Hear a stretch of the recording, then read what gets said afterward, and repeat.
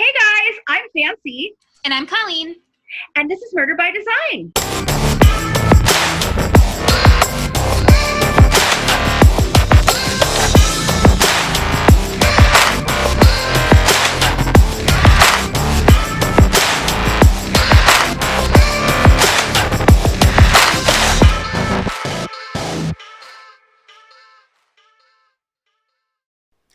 All right, guys, grab your glass of wine because you don't want to miss this interview with Joseph Scott Morgan. So hey guys, we're back again, and tonight we have a very special guest, Dr. Robbi Ludwig. So Dr. Ludwig, can you tell the viewers a little bit about your background and what you do? Sure. Well, I have a private practice for over 20 years on the Upper East Side in New York City. And I like to say that I have three jobs. I write, I've written a couple of books, and I'm actually working on a third. And I do psychological commentary on TV and host my own show on Facebook Watch called Talking Live with Dr. Robbi Ludwig. So I've always mixed all three of those worlds, which tend to overlap nicely. And earlier on in my career, I won an award actually for writing about and reporting inside the murderous mind when I started my career in Elmira, New York, and then subsequently spoke a lot about homicides, both on Court TV and then later on Larry King Live. Mm-hmm. Oh, wow. So inside the murderous mind, that sounds like a great, interesting thing to talk about. That's kind of what we try to focus on here on our YouTube channel. Now our podcast is a little bit different. It's more informational and just kind of talking about the cases and what we think and feel. But on our YouTube channel, we try to get a little bit into that mindset. And so it's very interesting. That to me, that's the most interesting part of it. Like, what caused a person to do something? You know, how does one person snap, or what is that trigger that causes a person to become a murderer versus someone else? You know, because sometimes a lot of times it's because of something that happened in their childhood. Well, lots of things happen in other people's childhoods, same things, and they don't become murderers, and these people do. So it's always something interesting that we like to look into and talk about. So. Well, it is fascinating, I think, in part because any of us can go there. That is the way we are designed. Mm-hmm. And fortunately, most people won't, because we have better coping skills to assuage our rage. But it is interesting to see that the people who actually cross that line, some of their thinking isn't so different. It's their actions that set them apart. Right. So basically it's kind of like their mind does something and then they start to take these actions that other people just wouldn't take, correct? Right. I mean, somebody, for example, in my private practice, talked about the fantasy, only it was couched in fear, that their wife would be kidnapped and taken away forever. And underneath that fear was the wish. Right? It was his mind's way of dealing with liking the idea of his wife being taken away so he could be by himself. It probably was the result of some kind of tension going on between the two of them.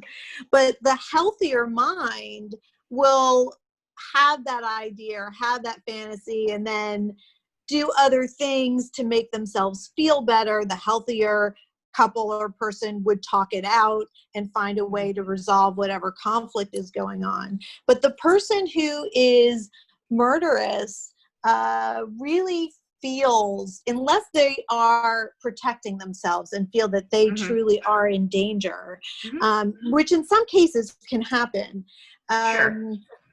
You know, it's really this primitive reaction of, I'm so enraged with you and I just want to eliminate the feeling, and the feeling is associated with the person.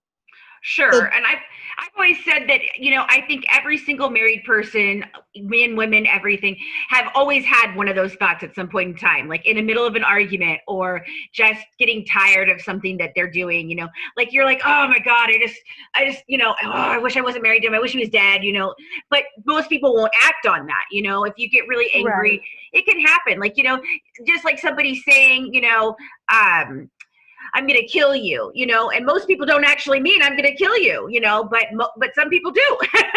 So, yeah. And so what you see is, I was always, a happily ever after kind of person. Like in my practice, I love helping people get married, people who are struggling in terms of wanting an intimate relationship and having difficulty and helping them get to the other side. So like, I love hearing about relationship issues because I feel like that's my specialty. But when my agent contacted me and said, hey, would you be interested in writing about murderous couples? Initially, I was like, no, I'm a self-help kind of girl. I want to write about how people can have great relationships. But what fascinated me was this idea that you could fall in love and marry your killer. Yeah. And that was really a powerful pull for me because first of all, we usually think of stranger danger, right? Yes. That it's a stranger who is most likely to kill you. When in fact, we find a lot of homicides happen within families because the expectation is so high. We really do expect the most from the person or people that we love. So when they fail us, there's a big fall from grace. Right, sure. So you wrote the book, that brings us to this, Till Death Do Us Part, Love, Marriage, and the Mind of the Killer Spouse. And one of the cases that I asked you to come on and talk about today, because we are doing a head-to-head kind of debate situation with me and one of our co-hosts, because one of our co-hosts actually thinks that Scott Peterson is innocent. I did not know that there was anybody that thought this, but she does, and so we kind of duked it out. And today I really wanted to talk to you about this book because she took the approach of kind of attacking the evidence and things that could have came forward later and all these different things and theories that the family has put out there. But I really took like a psychological approach to it because in my mind, all the other evidence, oh, I saw Lacey at this time, or what time did Scott leave the house? And did he make 5 acres? And all those things can be, could be kind of skewed or used in different ways to make it fit your narrative. But I really felt that when you strip all of that away and you really just look at the psychological aspect of this, there are behavioral patterns and things that very clearly come out that clearly show that he is the killer, that this is what he did. And it's very classically rooted in psychology. And so that was kind of the approach I took. Do you know why your partner in crime, your co-host, thinks that Scott Peterson is innocent? She's just got a lot of... You want me to jump in? Yes, Nancy, Tori, do you want please. me to jump in? Yes, okay. Yes, please. She sees a lot of... Hi, by the way. Sorry. Hello. She sees a lot of what she calls circumstantial evidence. She doesn't see any signs that he was abusive. So to her, that means he was never abusive, and so he couldn't be guilty of murder.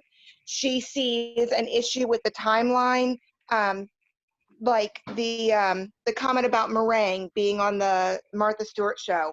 That actually they talked about it 2 days in a row, but she sees that as proof that he's innocent.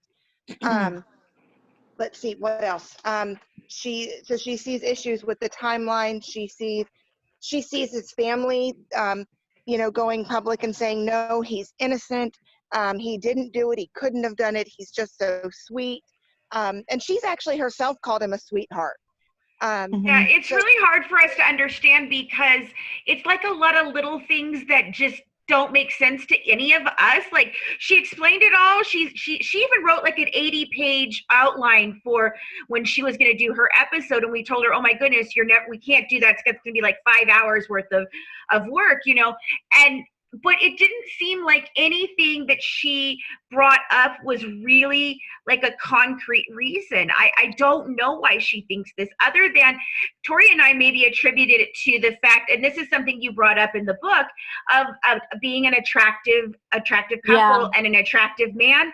And I think maybe it's hard for her to see that. I think she has an attraction to him, maybe something she doesn't even realize that she has, I think you're absolutely right. I think that he is very, good looking, and it's very hard for some people to wrap their mind around the fact that somebody who is so dangerous looks so good, because we do consider beauty merged with being good. Right. And he's got a sex appeal, and somebody doesn't need to be abusive in order to end up being a spousal killer. And the fact that he cheated and was neglectful during his marriage is a form of abuse, right? It's not physical abuse. And things sometimes get to a head. What I will say about Scott Peterson, and I don't know if he planned to kill her. That's the one thing I'm not entirely convinced, and that would speak to first degree, but he definitely intended to cover it up.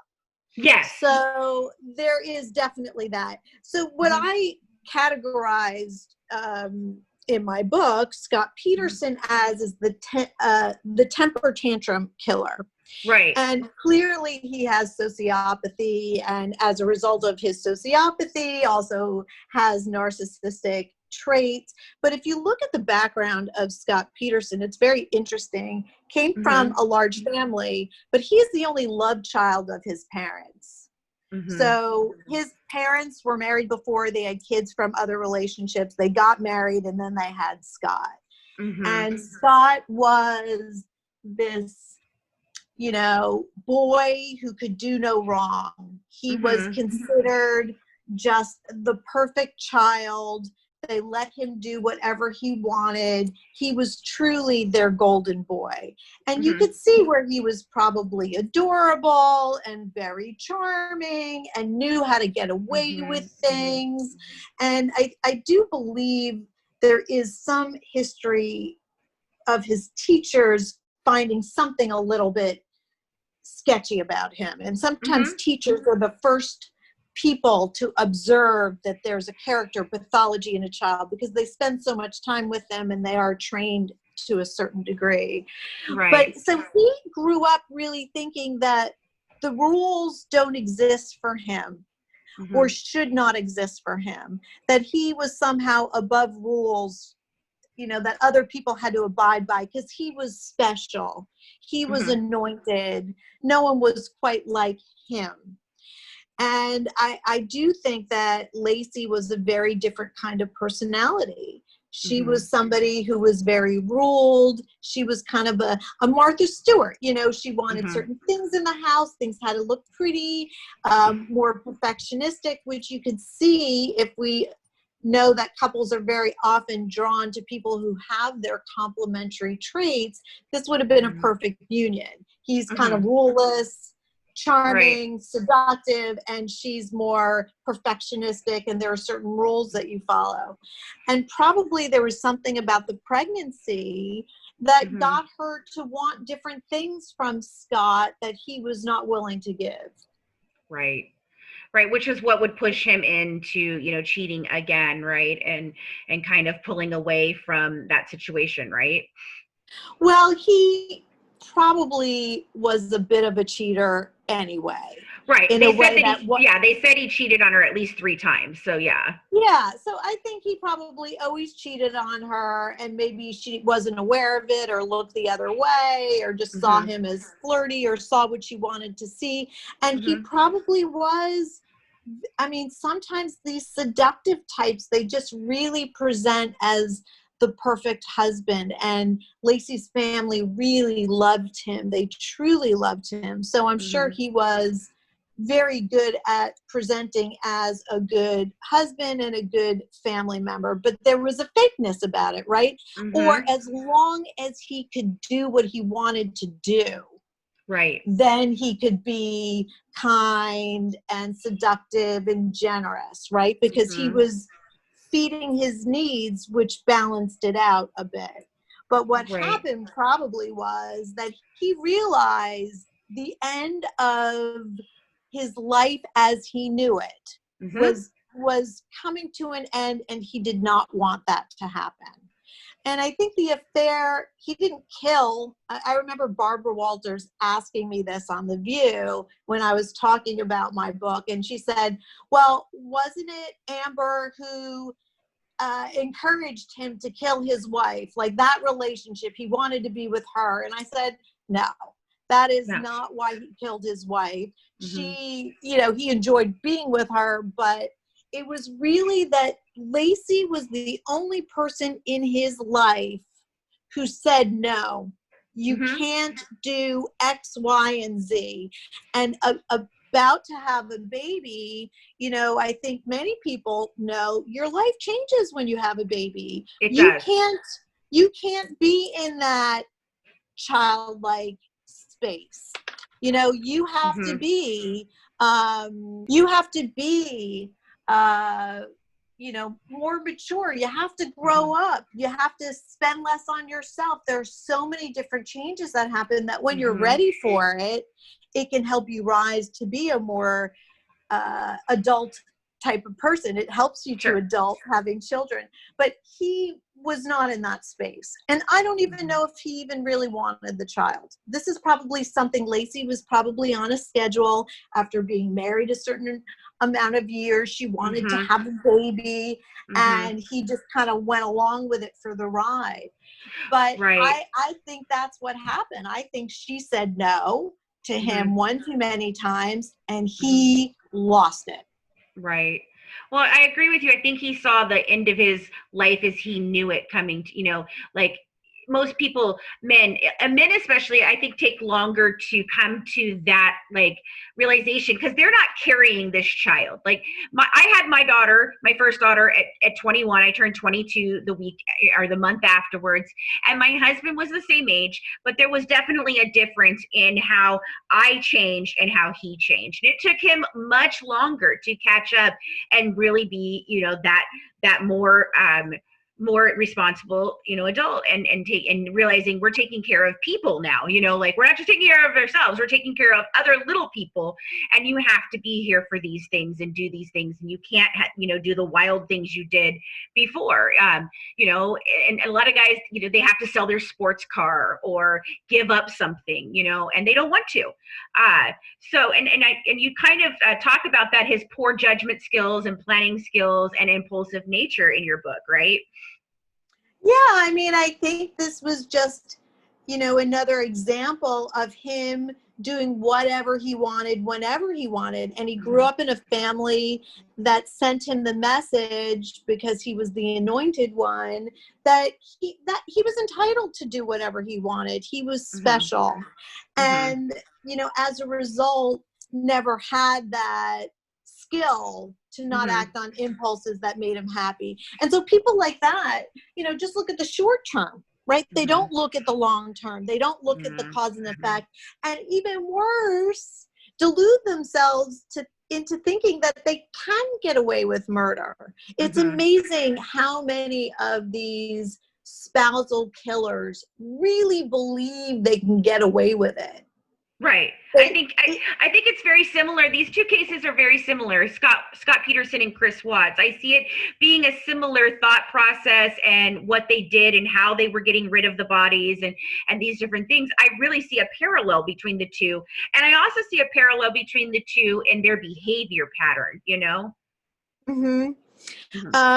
Yeah, listen, I think that there are similarities. Chris Watts, of course, what he did was more listen, there's no hierarchy of horribleness, right? But Right. he killed his 2 children that were begging him and didn't understand what he was doing. I Yes. mean, he is a sociopath through and through. And, Yes. and you see these good-looking guys in prison become, the Brad Pitt, of prison. They have women. I mean, when I heard that Scott Peterson had more marriage proposals than probably anyone you and I know, or probably have heard of, it just makes me sick.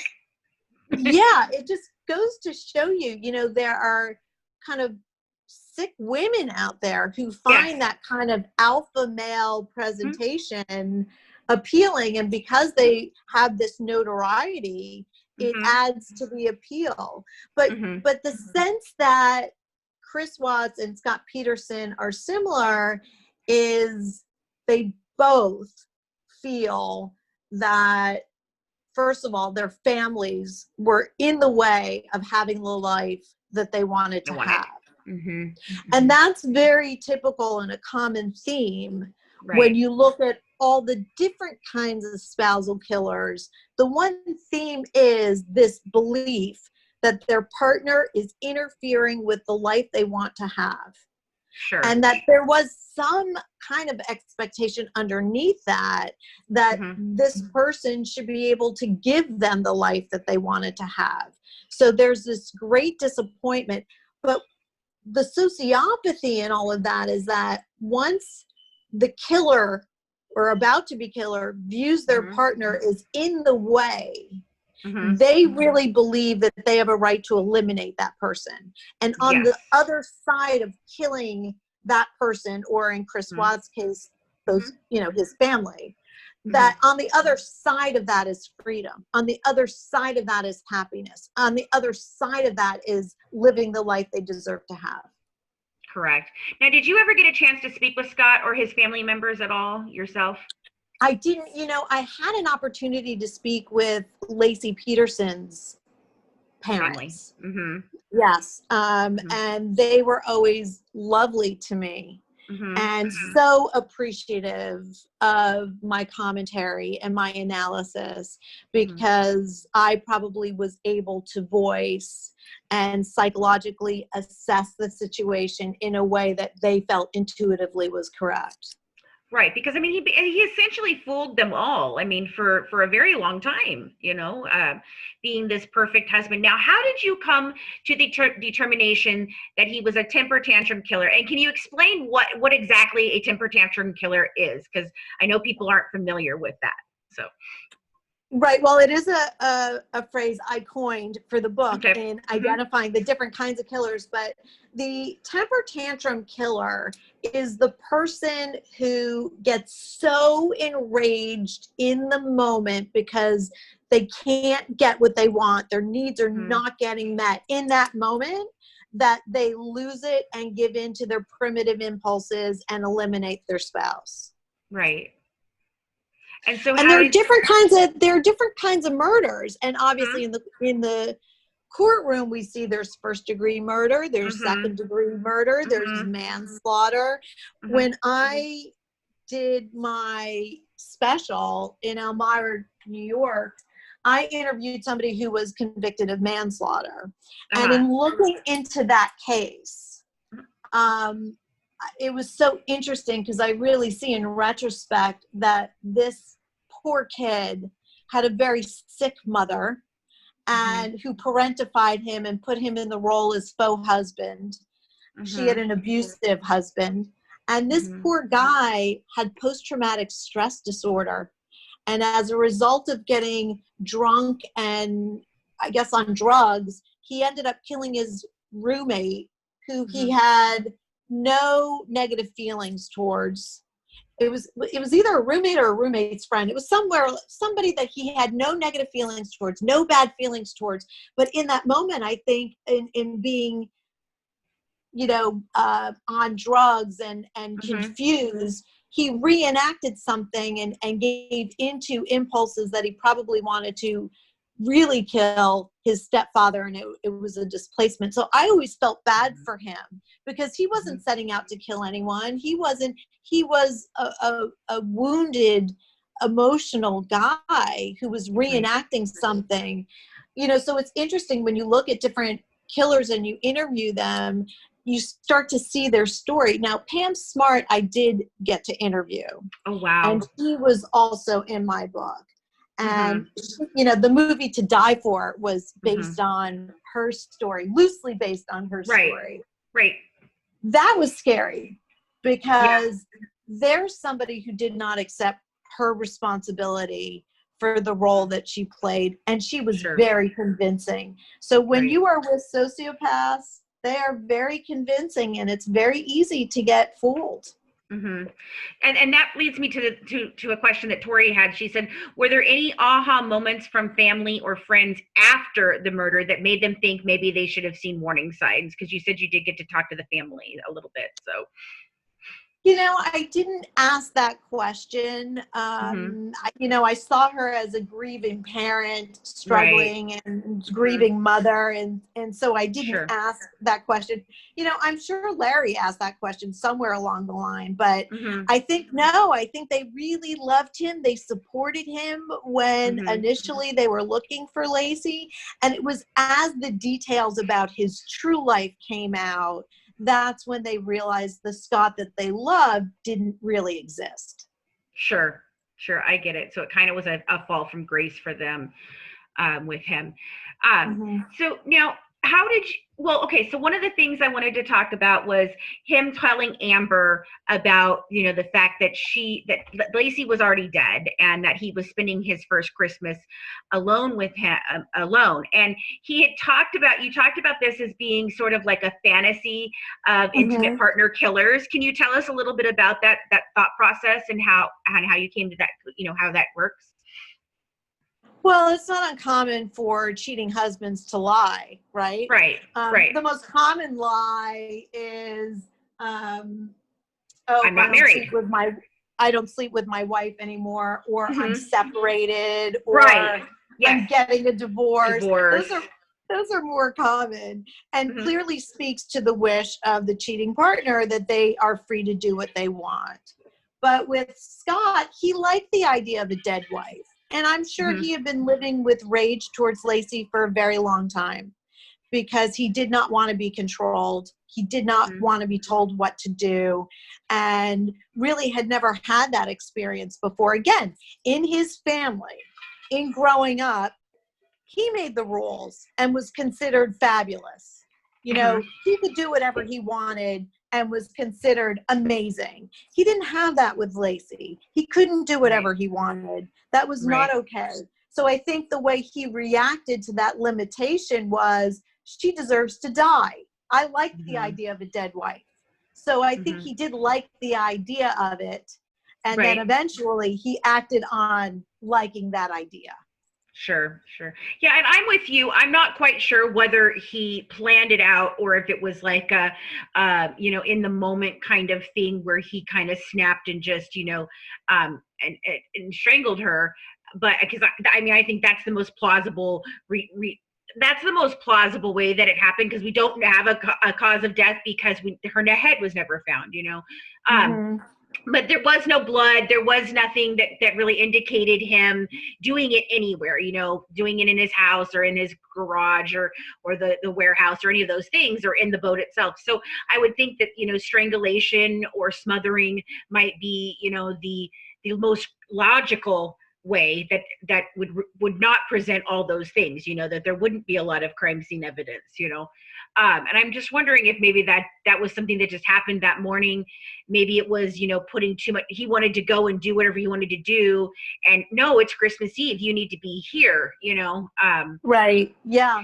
No, I think you're absolutely right. And if you look at, the different types of murders, right? When you are strangling somebody and smothering, the amount of energy it takes in rage is a lot. And that tends to be more personal. And if you talk to defense attorneys, if you talk to attorneys, they'll tell you a lot of these homicide cases are based on circumstantial evidence. Yes. You know, for a Mhm. whole host of reasons. I mean, and Right. also some of these crimes happen in places where crimes don't typically happen. So they don't have these experts really knowing what they're doing. So I'm Right. sure a lot of Mhm. details can get overlooked, especially if it's a spousal homicide and there are Sure. fingerprints all over the house anyway. So Right. you know, that's typical of a lot of Mhm. homicides. There isn't a lot Mhm. of evidence and it is Right. anecdotal. But who wants to kill you more than someone you know? It's Right. just, Right. you know, it's kind of Mhm. logical. Yeah. Most of the times when there's a spousal homicide, they look to the spouse because they have the most legitimate reasons to want Right. their partner to be dead. Right. Well, yeah, like you said, it's the most simple answer. You know, it is the most like in your face answer. Who else would do this? You know, why would Right. someone else do this? Especially in her own neighborhood and walking a dog or whatever, and you know, all that. Like, who would do that? Even the robbers across the street. It doesn't make sense to me that they would do that. You know, and then it's been brought up that a serial killer might have done it. Well, he was 69 at the time that you know, that this happened, and I there wasn't any evidence that he was doing active killing at that point in time. You know, nothing else has come forward for that, so it just kind of is unplausible.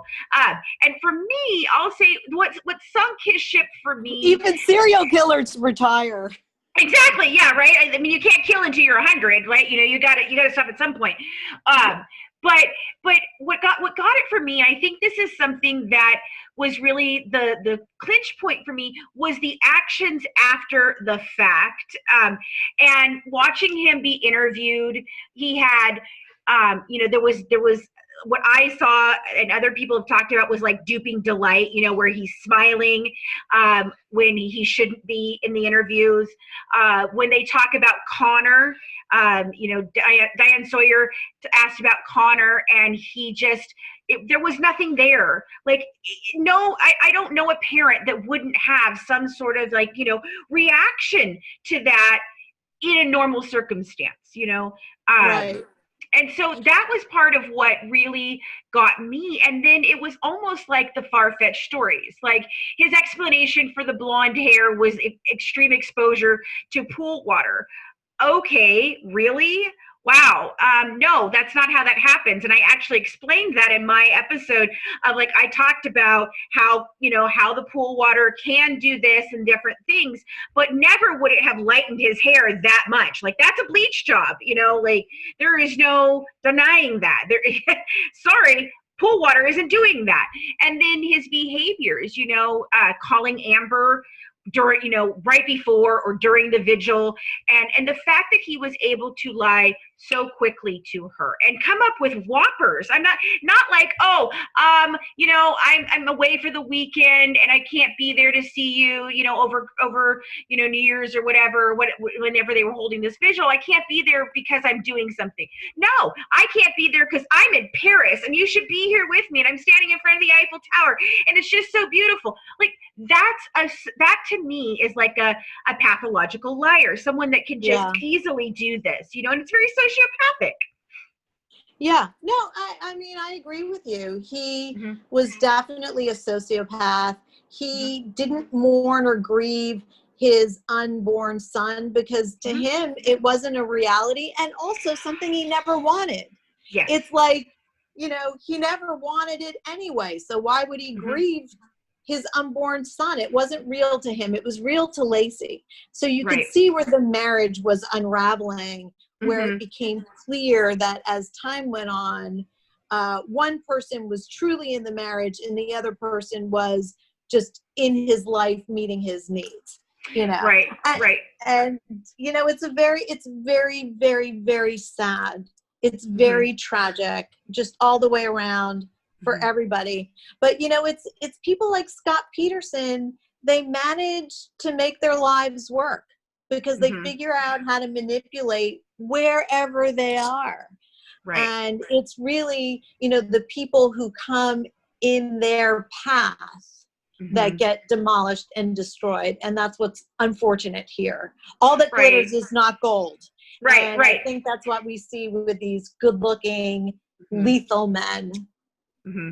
Yeah, I really I touched on that idea about Connor in my episode because I that's exactly what I kind of assessed, was that he didn't see it as a reality. Connor was not a living, breathing thing. It was not. It was an idea of something that might come.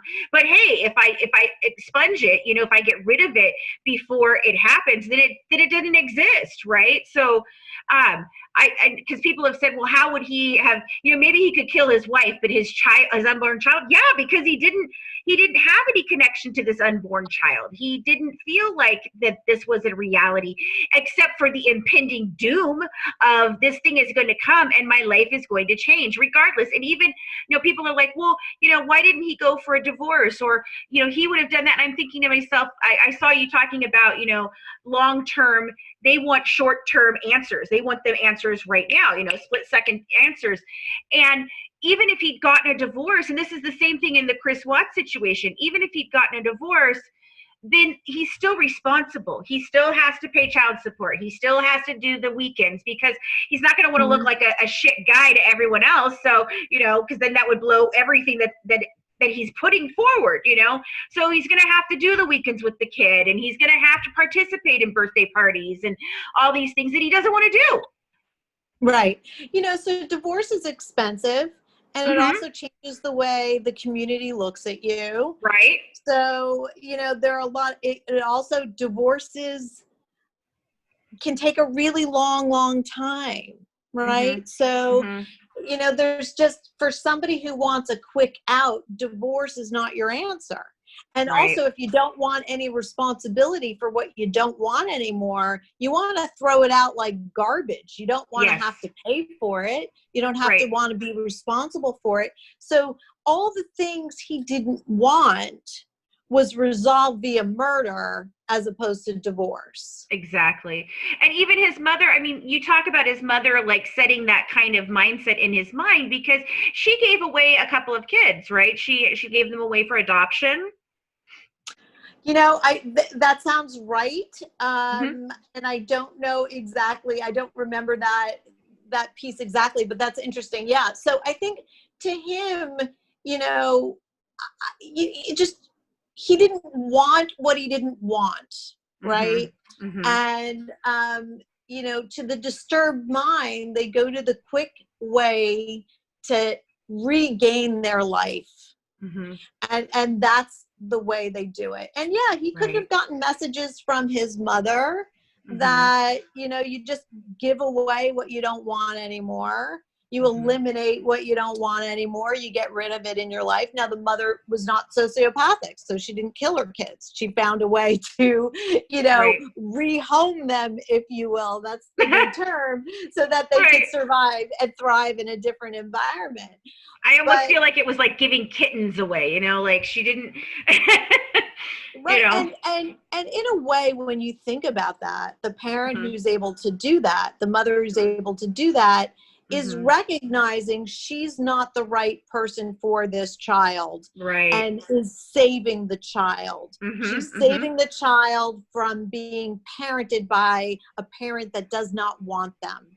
So in a way, it's kind of an insightful thing to do, and a generous thing to do, to be able to say, I'm going to give this child the possibility of being loved and the possibility of a better life that cannot happen with me.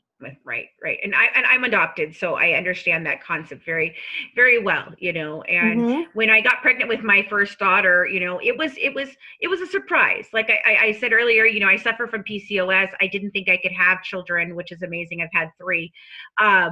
But, I didn't expect it. It wasn't planned. But I've always told her she wasn't planned, but she was absolutely wanted, but there was my mother even said to me, do you want to think about putting her up for adoption? You're not, you want to do all these things, and it's not the best time for you. And you're going through a lot of stuff, because I had gone through a lot of emotional trauma right before. And, it was just never a thought process for me. And, I'm also a person who I support, pro-choice, but not a choice for me. Like for me, I would never do that. But for someone else, I support their right to choose. So I think that in this case, like his mother doing that and the absolute support that he has gotten from his family, it's almost shocking because I look at their stuff, and this is kind of where Colleen drew a lot of her information from, is I feel like they're grasping at straws to deny in any way, shape, or form that their son could do this because they don't want to break their own fairy tale of him. Well, I think that's exactly right. And listen, if you know this as a mother, and I know this as a mother, if your children or if your child turns out to be a killer, don't you have to own part of that? Right. It's reflective of you, right? Reflective of you. And how do you then begin to define yourself in a positive light if that's what happens? Right. It's so you could see where the denial would run deep. And the protective instinct as a mother to want to protect your child, even if they did the most heinous of acts. So it's a very conflicted feeling, and I can certainly understand why the mother would want to believe in his goodness and truly only see that. I mean, she has blinders on. I was just going to say that. Some mothers don't. But as a protective mother, one can see who would want to admit that. What does that say about you and your parenting skills? Right. If you fail as a mother, how do you then feel good about yourself? Right. Well, it's something that we've talked about in like the John Benet Ramsey case and the thought process of did the brother do this, and I that's where my thought process lays on the case. I haven't looked at everything, but that's kind of where my conclusion came to. And I thought about I thought about the fact of why would they cover it up? Why would that happen if that's the case? And I thought about, well, they've already lost one child. They don't want to lose two, so, and if it was accidental, he got mad and he just did something and it killed her not by no means that he was thinking of killing her. What would you do as a parent? Would you sacrifice your other child? The one child is already gone. You're not bringing her back. There's nothing that's going to bring her back. So is it going to serve a purpose for him to go to jail as a child, or to go through different things as a child and lose him as well, or do we cover this up and keep our child? So I understand that thought process through that case being, okay, so you can kind of apply that in this situation too. Like, okay, there's something terrible has happened and our son has been accused. We don't want to lose our son. We're going to believe in him no matter what, no matter how ridiculous the stories are that he's telling or that we are making, up stories, our own stories to kind of cover, even though maybe they're not doing it on purpose, just justifying things that maybe they wouldn't justify otherwise, right? Absolutely. And maybe they identified with how their son felt. Maybe they could see where their son would be pushed to a point of no return. And but as a parent, you want to believe in your child. You don't want to believe that they are disturbed.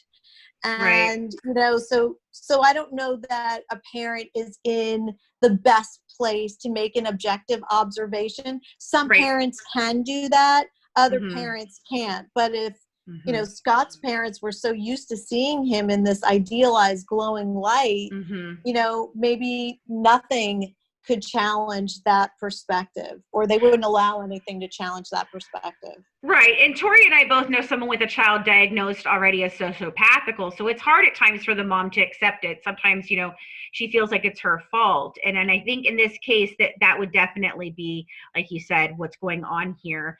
And it just makes me think that, it's almost surreal to think that your child could do this, but then you said, some moms do accept it, but are supportive.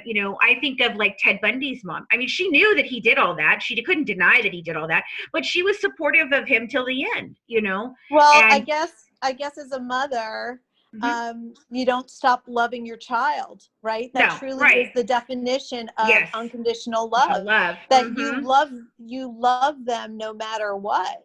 Right. And there's a genetic component. I mean, you can have a really bad kid and it's not the mother's fault. And you can be a Right. really bad mother and have a really great kid. Absolutely. So we see that, you can't always blame the mother, although society is inclined to do that. The fact of the matter is there are a whole host of factors that go into people behaving the way that they do. But it is very interesting when I interviewed the person who was convicted of manslaughter in Elmira, New York, the mother said, this baby, he was my best friend. You never think that you're going to raise a killer. That was so right. unthinkable for her. Right. And even with Pam Smart, her mother is her strongest defender, and people who have met her and interviewed her found it so sad. She's just pulling at strings to really just really see her daughter and convince everybody that she's innocent. Right. And I know that we're coming to a close and I have to go, and I know you have to go. But, there are just so many different factors, and life is messy, and we don't always have the answers, and we don't always like the results, but it doesn't mean that it didn't happen. Right, right. I mean, like we just saw that in the Golden State Killer case. Like his family wrote amazing letters about what amazing person he was and how they all loved him, and he was their favorite uncle. And this is a man who killed and did, just heinous things. One of the most prolific killers and rapists that we've ever seen, and here's his family. He may have presented different sides. Right, exactly. And I think that happens with Scott here too, but you have to look at the behaviors before and after and really put it together to understand what it is that you're seeing, and that's the thing I kept saying, that's undeniable. You can't deny the behaviors and actions that he possessed and that we saw, and when you think about that, and when you look at him being interviewed and you see the different things, and that interview that he did with Diane Sawyer was literally like days before the body washed up on shore. And here he is talking about, not accepting the possibility that Lacey's dead, and he's smiling. Like, who is smiling during that while they're talking about that? Nobody. So somebody who's happy. Somebody who's happy she's dead. Gone. Right. And who thinks that, I've sold it down the river. I'm free. They don't suspect me. I'm good. I'm free, and I'm getting national attention, and I'm famous. Isn't that great? Right. Exactly. Well, thank you, Dr. Ludwig, for joining us today. We would love to have you back to discuss other cases in the future. Especially, I think we'd love to talk with you in greater detail about, Chris Watts and Pamela Smart and a couple other ones. We're going to do Christian Longo at one point too, and I'd really like to get your thoughts on him because he's such an interesting character. So we would love to have you back, but thank you so much for taking the time to be with us today.